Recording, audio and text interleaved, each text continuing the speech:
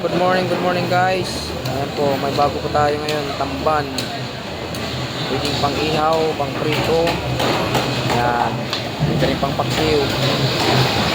Tulingan. Pwede rin pang ihaw, ayan, tulingan. Lalaki. Siyempre, hindi nawawaling galunggong natin. Prito ng bayat, galunggong. Dalagang bukid.